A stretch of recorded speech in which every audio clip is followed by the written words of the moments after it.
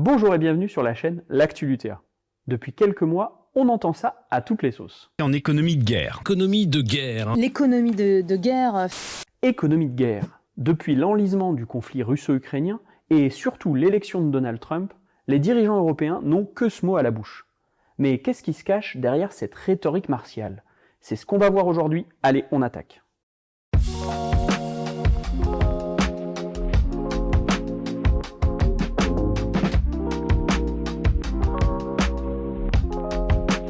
Alors que les budgets militaires ne cessent d'augmenter, entre 2021 et 2024, ils ont bondi à l'échelle de l'UE de plus de 30%. La fuite en avant se poursuit. Ursula von der Leyen, présidente de la Commission européenne, a annoncé le 4 mars 800 milliards d'euros pour réarmer l'Europe.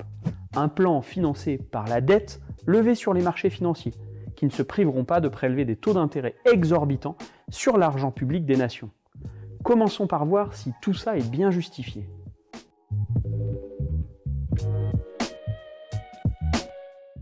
Il s'agirait de se protéger de l'ogre russe. Mais si on ne placera évidemment pas notre confiance dans le régime de Vladimir Poutine, il faut se poser la question de la réalité concrète de cette menace.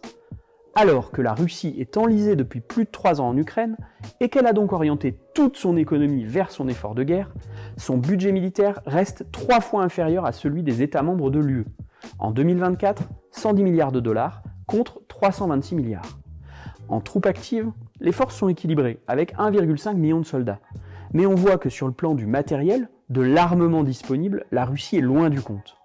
Quant à la population active, mobilisable en cas de conflit, 81 millions en Russie contre plus de 220 millions dans l'Union européenne.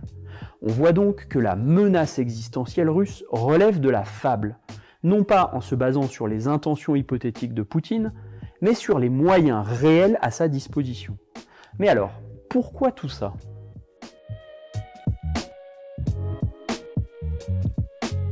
Accroître nos dépenses pour renforcer le modèle des armées pour plusieurs pays, pour accroître notre autonomie stratégique dans plusieurs pays. Autonomie stratégique.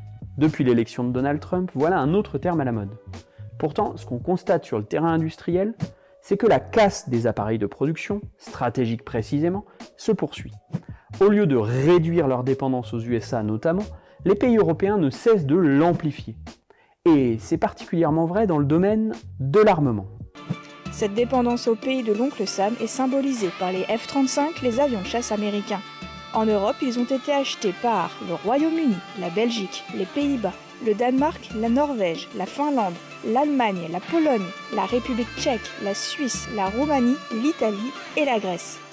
Dit matériel US, dit les US maîtrisent votre matériel.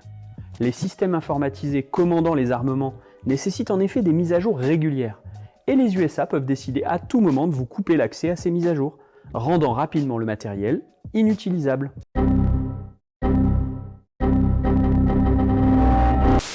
Pourtant, les pays européens continuent d'acheter majoritairement aux USA, donc pour l'autonomie stratégique, on repassera. On arrive donc au vrai sujet. Qu'est-ce qui se cache derrière l'économie de guerre? À votre avis?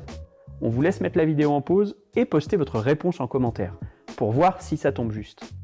On vous invite au passage à vous abonner à la chaîne et à mettre un pouce bleu, c'est toujours bien pour donner de la visibilité à ce qu'on produit.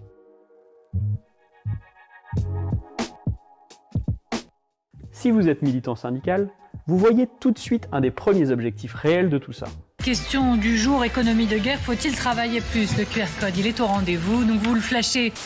Évidemment, la menace de guerre permet d'accroître encore davantage l'exploitation. Baisse des salaires et augmentation du temps de travail, le cocktail préféré des financiers. Mais ce n'est pas la seule motivation. Quel est le danger aujourd'hui de guerre imminente?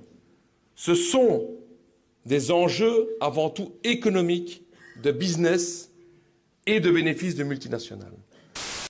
La stratégie des USA face à leur déclin face aux pays émergents est de faire payer leur crise à leurs alliés. Comment? En contraignant à acheter davantage chez eux, pour rééquilibrer la balance commerciale. C'est toute la logique de la guerre commerciale de Donald Trump. Et c'est dans ce contexte précis qu'on peut comprendre l'augmentation des budgets militaires et des commandes d'armement européennes.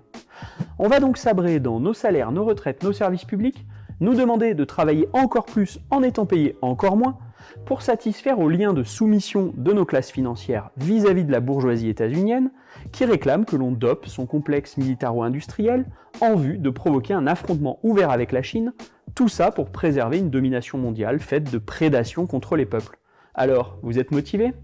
On termine cet éclairage sur ce qui relève d'une belle opération d'enfumage, quand nos dirigeants font passer pour du patriotisme une politique qui est l'exact inverse, puisqu'elle place plus que jamais l'Europe comme vassale servile des USA, sans rien apporter en termes de garantie de sécurité réelle.